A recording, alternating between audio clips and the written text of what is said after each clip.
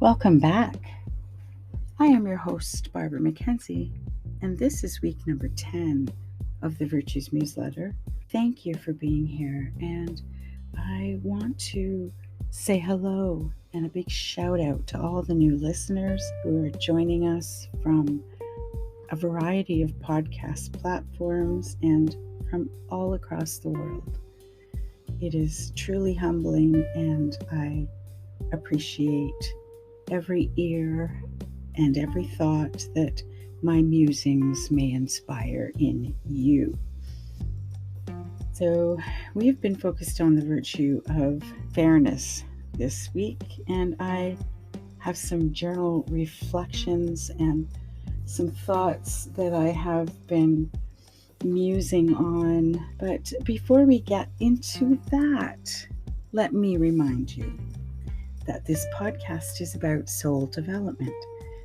It is about the expression and integration of the virtues in our everyday life, where we are mixing the spirit of the divine with the body of our consciousness, and in that process, bridging a connection into who we truly are in body, mind, and spirit synergy, and the culmination of our soul.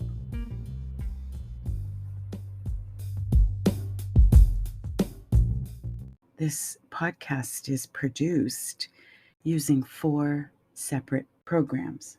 I use Anchor to do the recording and the music, then download it to DaVinci Resolve, where I add images so that I can then upload it to YouTube to create the closed captioning, which YouTube generously does automatically. And then the transcription gets pasted into the body of the Substack Museletter.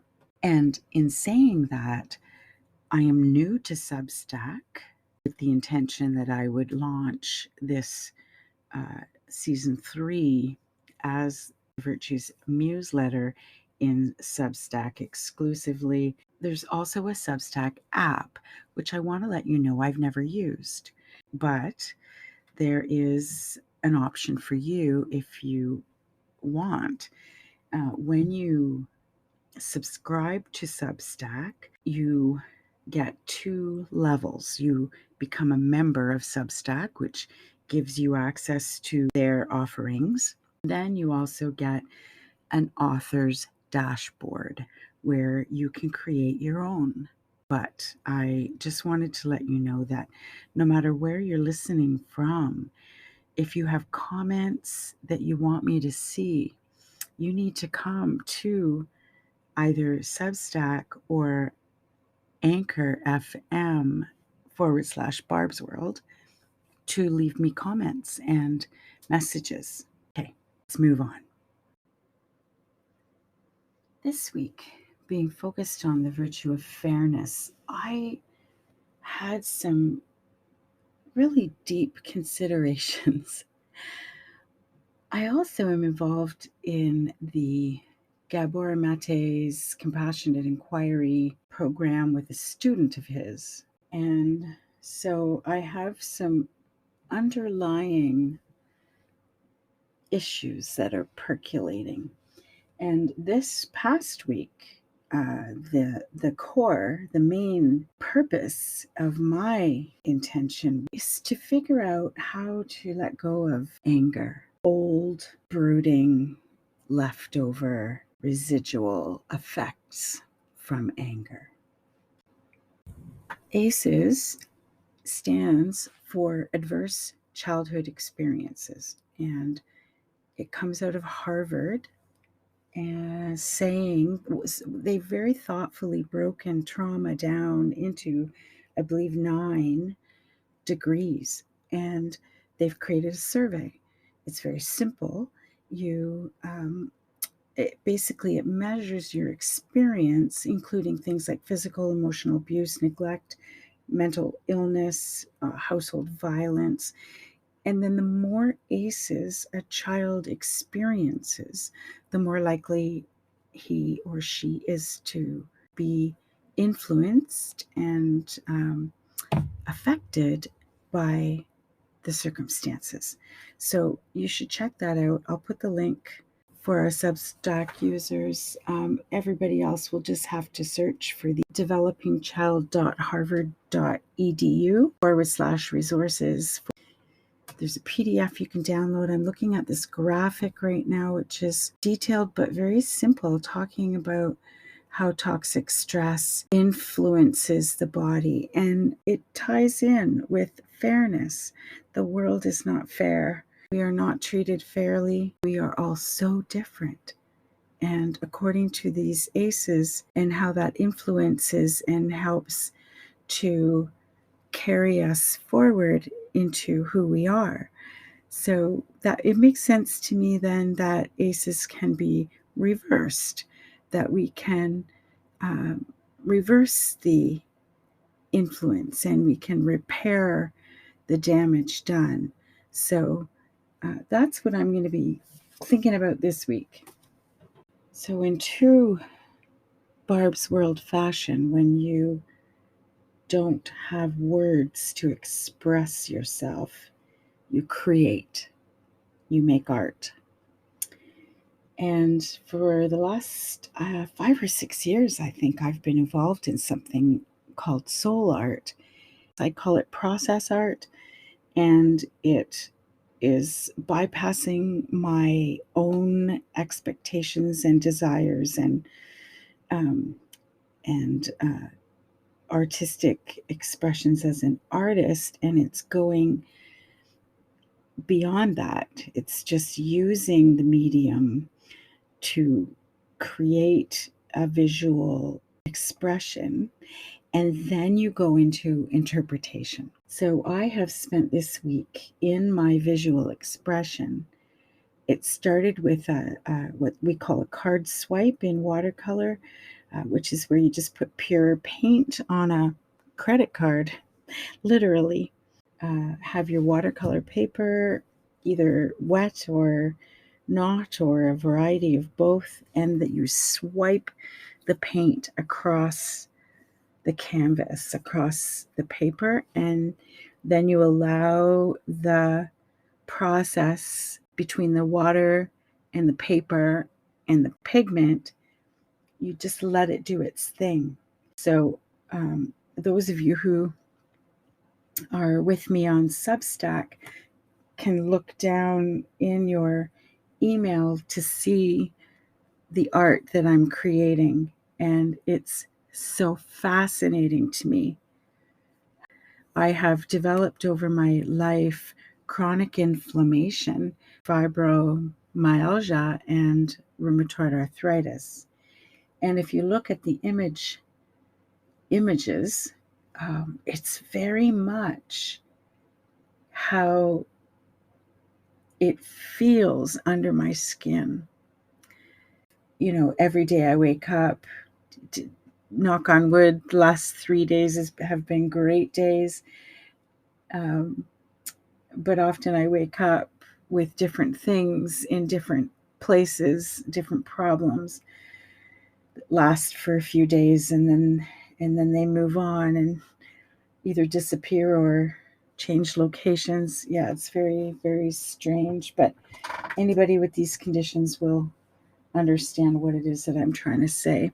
My point is the expression on the paper and what it's saying to me and how I'm able to relay these undercurrent messages. It is fascinating. Now, again, you have to be part of the Substack community in order to read and see deeper. I've written and I've added my images and sort of some deeper dives into the descriptions of what it is that the messages are saying to me.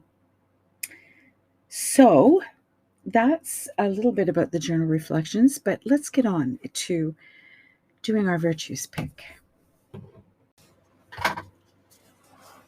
I am shuffling my deck of 100 virtues reflection cards from the Virtues Project, and today I am picking the virtue of enthusiasm. Enthusiasm is being filled with spirit. It means God within. When we live with enthusiasm, we are excited about life and are open to the wonders each day holds. We do things wholeheartedly with zeal and eagerness, holding nothing back. We allow the excitement of the moment to fill us. We enjoy good humor. We live in the moment and appreciate what we have, finding joy in simple pleasures. We are cheerful and optimistic about what is to come. Enthusiasm helps us to imagine what is possible. We follow our dreams with true joy. In the back of the card, there's a quote by Colossians 3:23. And whatsoever you do, do it heartedly. The practice of enthusiasm. I'm excited about my life. I do things wholeheartedly. I'm inspired by simple things. I put love and joy into what I do. I smile, laugh, and have a good sense of humor. I have a positive spirit. I am thankful for the gift of enthusiasm. It makes life simply wonderful.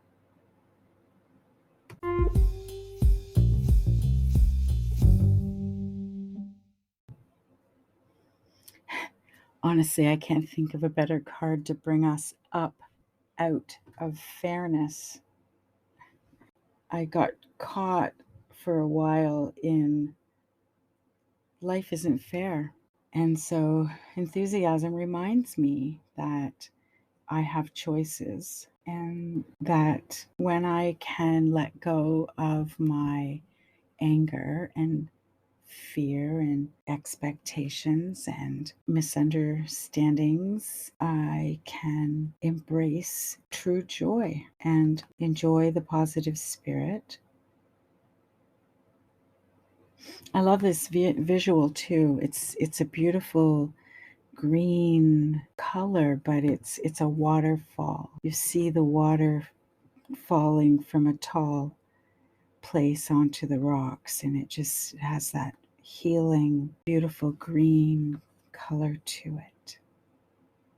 It's a reminder we follow our dreams with true joy, and this is a reminder for me and a confirmation that I'm doing what I love, and I love what I do. So this week, the questions that come out for my journal are: what excites me about life? Where does my enthusiasm underlie?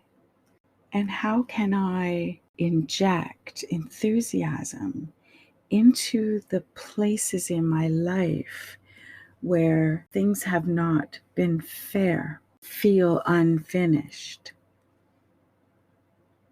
I spend a lot of time interacting with people in the world that I've never met before. And I have family that I haven't seen for years. So there's a real opportunity here to inject enthusiasm into the shadows of my life. So that's me this week on the virtue of enthusiasm.